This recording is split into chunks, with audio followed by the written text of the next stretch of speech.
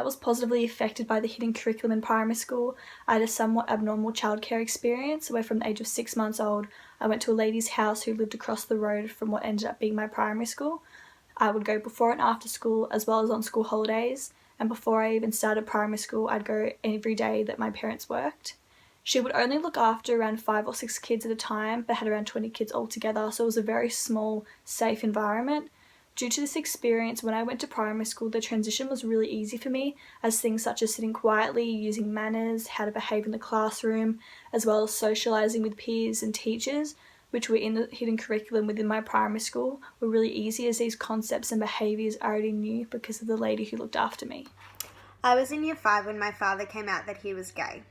Because I was in a strict all-girl Catholic school, it was hard to receive a lot of school support due to the strict Catholic education structure. Teachers didn't allow themselves to become approachable as they were cautious of the situation. And this then became such a taboo subject that because the teachers didn't come out of their comfort zone to approach it, students also found it the norm not to talk about. Both Casey and Sophia's experiences within their school life could be looked at and compared through the hidden curriculum. For Casey, her experience with the hidden curriculum was positive, as it enabled her to transition easier into the school life as she understood the manners and how to act in classroom, which were expected at the time.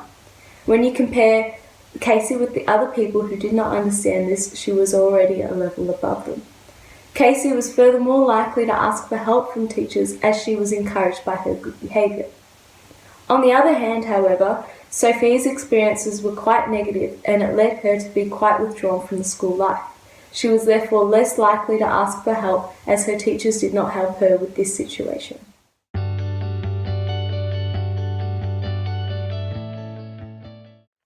Both these situations relate to the EPT standard 1.5, which is differentiate teaching to meet the specific learning needs of students across the full range of abilities.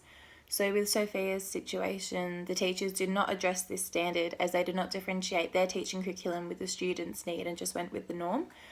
With Casey's situation, the teacher would have needed to ensure that they can address the differences within the students, especially those that weren't as advanced as Casey.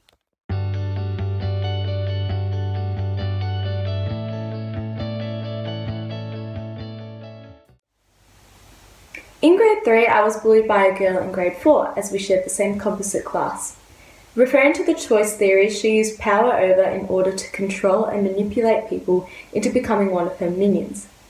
The reason why she specifically targeted me as her next victim was because I refused to just blindly follow her and become controlled by her. This resulted in her giving me verbal abuse and sometimes even death threats, as well as physical intimidation through her body language.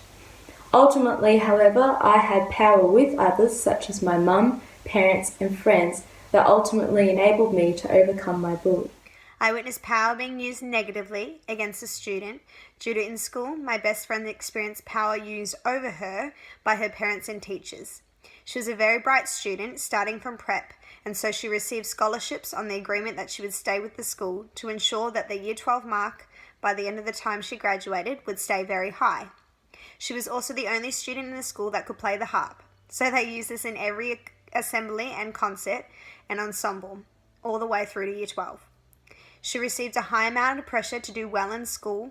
As her parents didn't have a lot of money, they relied on this scholarship for her to have a good education, as well as the school having a high expectation for her to achieve these good marks. Power was used against her.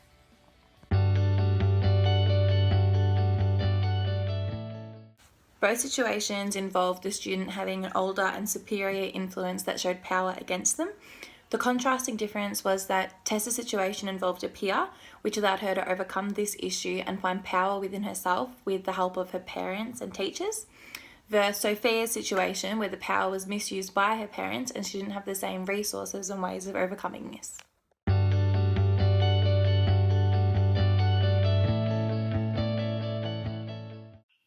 The EPT standard 1.1 states that teachers must demonstrate a knowledge and understanding of physical, social and intellectual development and how this may affect students' learning.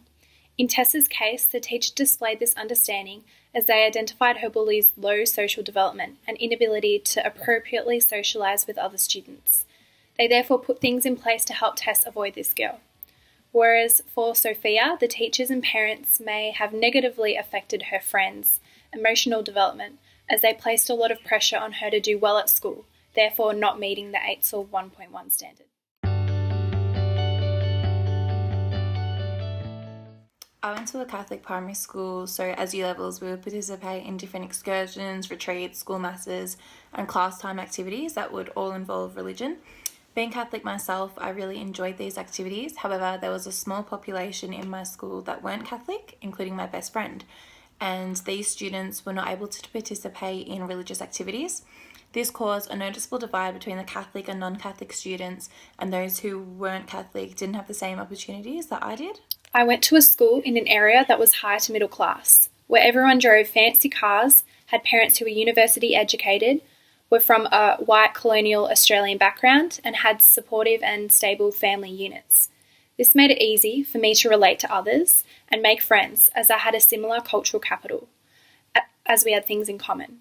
Whereas this boy named Ted was from a low socio-economic background, had a violent Australian history as he was of Aboriginal descent, and came from an unstable home environment.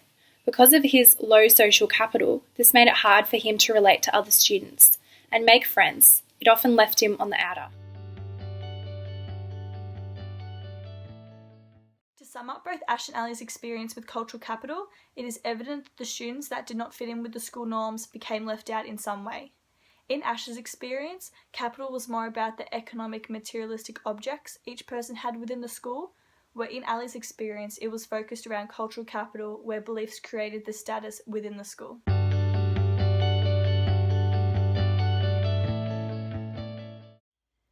The AITSL Standard 1.3 focuses on students with diverse linguistic, cultural, religious and socioeconomic backgrounds and how they are included and respected in the classroom.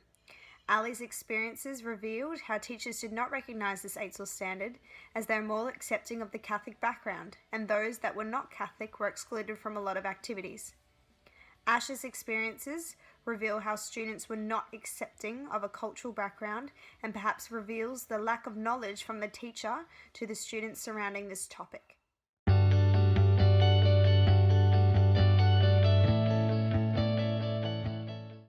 Some issues Torres Strait Islanders may face include a lower life expectancy, issues of violence, higher rates of unemployment, higher levels of incarceration. There are also issues surrounding the stolen generation, where Aboriginal and Torres Strait Islander children were forcibly removed from their families. These issues are things that these particular students may bring in their virtual backpacks to school every day. Therefore, it is paramount that teachers who encounter such students meet the AITSL 1.4 standard. They must acknowledge, understand and respect these issues, but also their culture, identity and linguistic background, and also the potential impacts that these may have on their learning.